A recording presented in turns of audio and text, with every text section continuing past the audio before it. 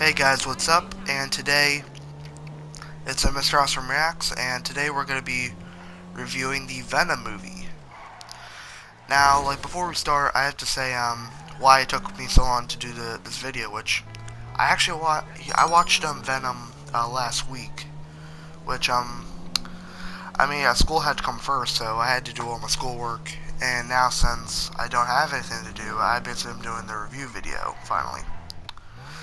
So, let's start out.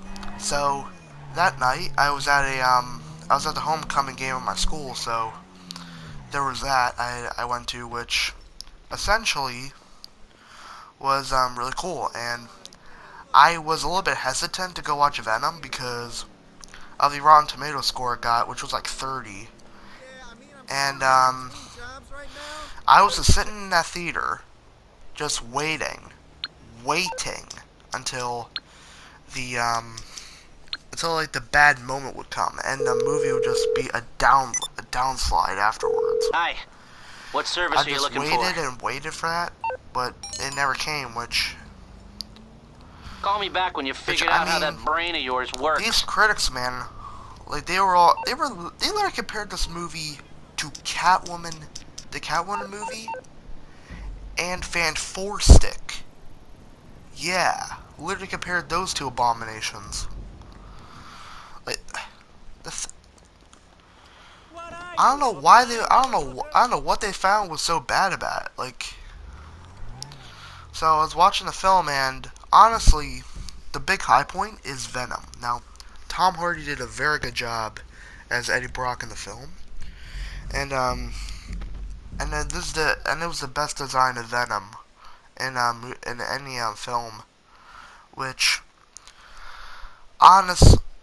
essentially now Spider-Man 3 can get out the door, right now apparently, and then so the big problem with Spider-Man 3 was that they were just juggling around villains. They were like Sandman, New Goblin, or Venom. They were just juggling them around because Sony was a bunch of idiots, which they wanted to just pander to the fans like a bunch of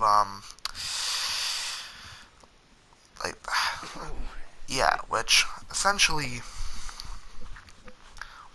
Venom, I honestly think it's not like it was pretty good. I really liked it, but I'm even right now I'm struggling to think what did they find so bad about it, honestly. Which it's probably because for all we know, it's probably just some Marvel fanboys or MCU fanboys that are just dishing on other films, which that could always be possible, but I still don't understand why they want to compare it to the all the really bad films as I listed before, like Fan Four Stick. They compared it to that movie. Let that sink in for a moment. Now, I have to admit it. The villain of the film is not that good. It was decent. It was. Yeah, Riot as a villain is kind of on the same level of development as Ronin, Yellow Jacket, or even Malekith. Now honestly, Carlton Drake, played by Riz Ahmed.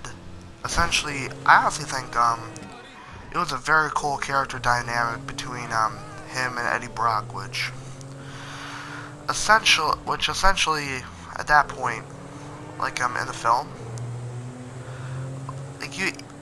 during the first act, it definitely feels really complete. By Act 2, it definitely felt like a lot of stuff was taken out. Even it said in one of the posts on a while back, it said that 40 minutes of Tom Hardy's favorite scenes for Venom were actually taken out, which honestly I honestly want Sony to just have when Venom gets a Blu-ray to release all those scenes, which I mean, if they were Tom Hardy's favorites, then yeah, they're definitely good, honestly. Which, yeah, like some of the like. Now I heard a lot of complaints that it was like everyone said, oh, it was PG-13, but honestly, like it didn't actually feel that bad, to be honest. Which, I mean, they could do a crossover between Tom Hardy's Venom and Tom Holland's Spider-Man, like one day. Which, like, the thing is with that is, like, one of the big problems I have with that is the fact that Eddie Brock and Spider-Man don't have that kind of rivalry like they do in the comics. Like, they don't have that hatred of each other. Which, I mean, Marvel, like, they could definitely surprise us with, or maybe, which, honestly, like, Tom Hardy has I think it was a, 6-movie contract, which, that would be a Captain America Civil War, Avengers Infinity War, Avengers 4, Spider-Man, the Spider-Man Homecoming trilogy, and that's it. Which I honestly hope that they just get like they actually what's the word for it?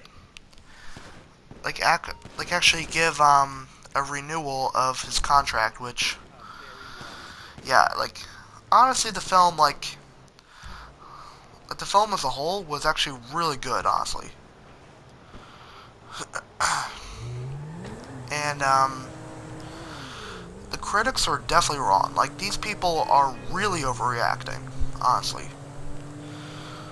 Which, I can't really blame them, since these are the same people that gave Star Wars Episode 8 literally a 97% on Rotten Tomatoes. Which, I mean, I'm questioning, were they even, like, what kind of drugs were they taking when they were watching that? Like, it really boggles my mind about that.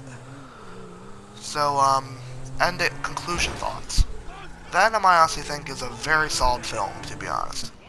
And, due to the post-credit scene at the end of the film, we're actually going to possibly see, like, Carnage in the next one, which, honestly, is a good idea, because Carnage, like, he's never going to be used in the MCU. They're never going to use him, which kind of sucks, but it kind of makes sense, because you have, like, because Venom 2 would have to be rated R, like, to even like have a character like that, honestly. And yeah, like, the critics, in my opinion, are definitely overreacting. Like I was there on opening night, like around like 12 o'clock, which, as I'm saying, man, like, it was actually pretty good.